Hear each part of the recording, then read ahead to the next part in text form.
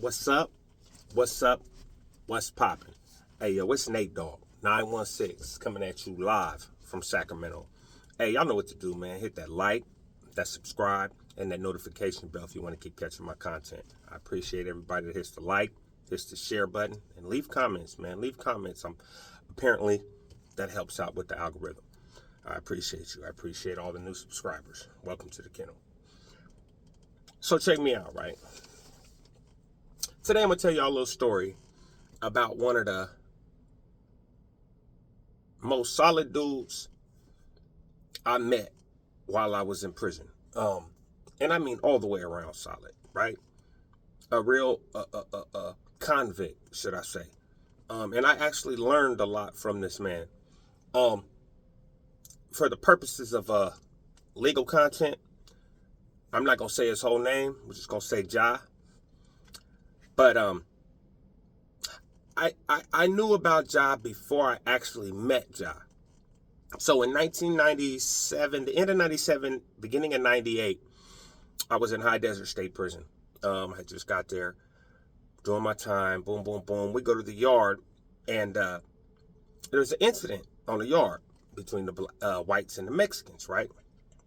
So we all get down, whatever, boom, boom, boom. They having a little incident, bop, bop, bop. They put everybody down. So the guards put the whole facility on down, right? They call, I think it's Code 3, where they need assistance from other yards. Code 2 or Code 3, right? One of those, right? But they need assistance from other yards, so they shut all the yards down. Everybody come over there. They gon' it's riot protocol, right? So they start coming to blacks and putting blacks on the wall, right? We getting on the wall. We getting on the wall. They lining us up. But usually they just run you in by building, right? They'd be like, all black inmates that live in one block, go in. And we on D facility at this time, D lower. And I was in one block. I was in D1 124. So I was like, I'm gonna be the first one in. It's good. And it had nothing to do with us anyway, right? But they start snatching, instead of telling us to go in, they start coming in groups and grabbing groups at a time, putting us on the wall, right? So we get put on the wall and we all lined up. And this the same incident where the officer pushed my head into the wall and I got my only staff assault while in prison. Because I spun and dropped his stupid ass. But so we lined up on the wall and we like, we ain't got nothing to do with this. We ain't got nothing to do with this, right? He pushed my head in the wall. It popped there. It popped where I'm at.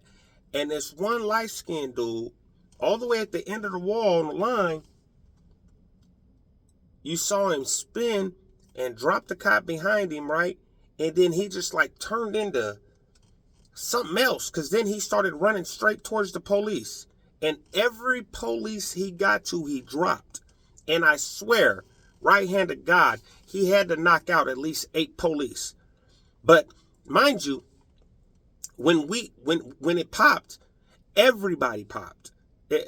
Believe it or not, it just absolutely turned into a blue against green thing, because the whites hopped back up, the Mexicans hopped back up, and the blacks was popping, and it was basically against the guards. And I'm not glorifying this. I'm just trying to tell you the story. Now, this light-skinned dude that ran and was knocking people out, he's from Oakland, California, right? And he was a affiliated young man, a gentleman. He was affiliated with the BGF, right? Black Guerrilla Family, if you guys don't know what I'm talking about. So I don't know him at this time. I'm fresh in prison. I don't know nobody really like that. I just know some people from city of Sacramento. So I go to the hole. I do my little time in the hole. Boom, boom, boom, boom, boom. This, I believe this is before they actually had the cameras on the yard. I don't think they had the cameras on the yard. They might have had the cameras on the yard, but this is 97, 98. They might have, but they didn't. I beat the write-up. The write-up was just participation in the incident. So I go to the hole. I don't think that guard ever identified me. I don't remember for sure. I don't think so. I didn't get it because I didn't go to the shoot for it. So they kick me back out. I go do my time. I end up catching my shoe. Catching my shoe on B facility there. going to the SHU, getting kicked out to New Folsom. I ended up getting kicked out of New Folsom for introducing contraband and over familiarity with the staff. So they kicked me out of there in 2006, and they sent me to the Hole first. I went to the Hole. I was in the Hole for a minute. Then they transferred me to New Corcoran, right? This is New Corcoran, SATF, Substance Abuse Treatment Facility, but they have an actual mainline level 4 yard there too.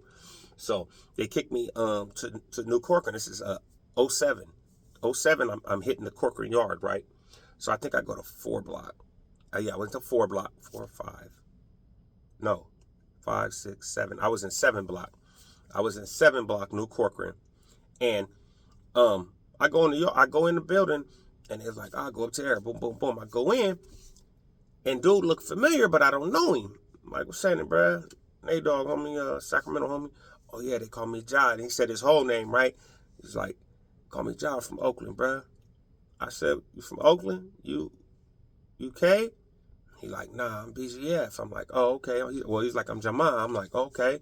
All right, it's good, you know, and then I just told him, like, my mindset, bro, is like, I'm gonna find, I just got here, I ain't been here that long, if we gel, if we get along, it's cool, but I'm gonna be looking for one of my homeboys to go move in with, you know, because I actually wanted to be in a cell with a blood from Sacramento, you know, that's what I wanted to do, but I don't have no problem selling up with a Bay Area cat, you know, homies from the Bay, because they know how to do their time, for the most part.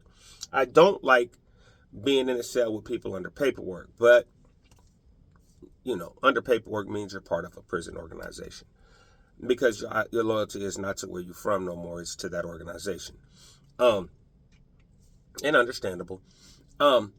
So needless to say, this is the same light-skinned dude that was running across the yard in 97, 98 in High Desert. I end up finding, like, bro, that was you? He's like, yeah, and then we comparing 115s, like, look, yeah, I was there too. Here, look, I was on the other side. He was like, oh, okay, yeah. And I was like, but when they sent us to the Hole, we was in different parts of the Hole. It was in different sections. Because there we went to D8. D8 was the Hole then. They didn't have standalone yet. So we talking, we chilling, we boom, boom, boom. And I'm going to visits I think I was in a cell with him like 2 weeks. 2 weeks, and I'm getting visits, you know what I mean? I got people coming to see me, so I go to a Friday visit. This one, they still have Friday visits too, so Friday afternoon, evening, you can get a visit. So I go to my visit, I come back, and there's people in the yard. Hey, Nate, come here. Hey, come here real quick. I come back for count. They like, come here. I'm like, what's up? And then now some people know me now. Like, it's 7. I've been in prison 10 years now. Some people know me. They're like, hey, man, them K-Cats, cool me, 415, they jumped on your celly out here, man. What? Who? Where they at? He's like, nah, they already went in. I was like, where my celly at? He's like, your celly in the house. I said, I'm still in my visiting clothes. I'm like, yeah, all right. Okay. Now, mind you, dude is Jama, they cool me. I'm a Sacramento blood. However, the way I'm looking at this is, you felt like it was cool to put your hands on my celly, whoever my celly is. So I took that as a sign of disrespect as well. So that I feel like that needs to be an issue. And I know my dude, if I pop, my dude's just going to pop with me, right? So I go in the cell, I go in there. He got it all dark in there. I'm like, bro, what's happening? Turn on the light, what's happening? And he all ooh-weed up, right? Not like they mauled him, right? I'm like, man, who did that to you, man? He tell me who did it. Two dudes jumped him, snaked him, and then got on him, right? I was like, the guards didn't see it? He's like, nah, I think they set it up. Because I got all this litigation in the courts. I think the police set it up with them to do it. Because how I get back in the building like this? I'm like, oh, okay. I was like, say less. We're going outside. He's like, no. And this is one of the most valuable lessons I learned from this man. He said, nah, bro, you can't get involved. I'm like, what? He said, if you get involved, if I take you, a blood, to go help me handle Jama business, I'm going to be bad with the rest of my people. I'm like, but we all black, bro. He's like, yeah, but I'm under something, man. I can't. I can't justify you doing something to them on my behalf. I'm like, yeah, all right, bro. So then we sitting in the cell. They try to come walk and talk, right? Them two dudes come. The same two dudes come in the building and come to our door, right?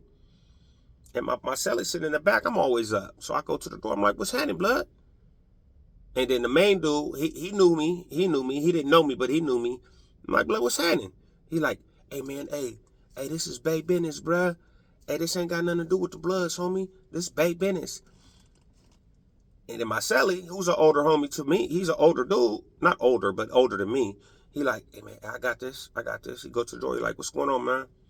He's like, yeah, so is it over? Like on some bully shit, right? I'm back there boiling, right? Because I want to be like, nah, man, just get the dough rack, man. Just get the dough rack. So he like, nah, yeah, it's cool. It's good. But I ain't locking up. I ain't going nowhere. He's like, nah, you cool. You can stay. It's over with. My celly like, yeah, it's over with. It's over with. They're like, all right, man. You need anything? He's like, nah, I'm good. I'm cool. So my celly don't go to yard. He don't go for nothing. Because she don't want the building police and stuff to see that he lumped up, right? And bruised up, black eyes, all the stuff. He had like 2 black eyes, knots, all the stuff, right? So I say about a week and a half later, right?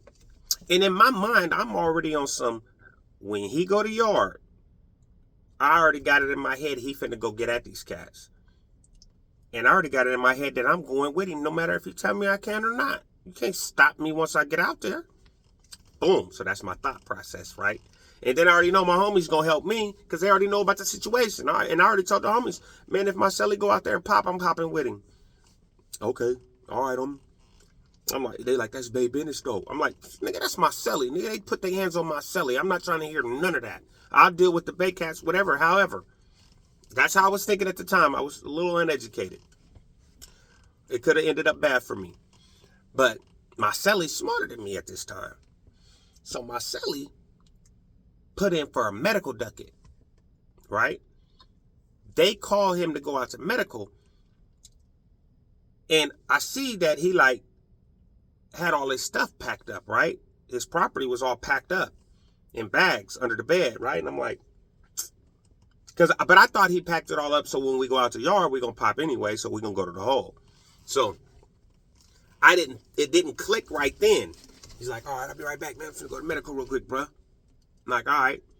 I swear it didn't even click to me that them dudes was out there on the yard when he went out to medical. And I heard this part of the story secondhand.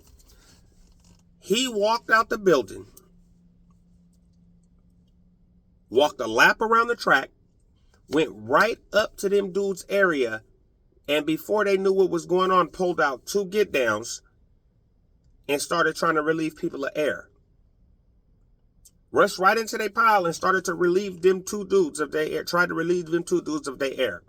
Now, if that's not the most soldieristic, stand-on business type of stuff I ever saw, one of the things that I ever saw one man do by himself, I don't know what it is, man. Big salute to the brother Ja. If you see this, man, I hope you don't mind me saying Ja. I didn't say your whole name, because I got a lot of love for you. I don't know if you're out, if you're still in prison or not, but if you are, reach out to me at Nate.Dog916. But the lesson I learned, a good lesson I learned from that situation was, don't ever when you're part of something, don't let other people get in your business, because it can end up bad for you because you let somebody else act on your behalf. Hey, y'all can listen to whoever y'all want, man. I'm going to just tell you the truth, man. Stay loyal.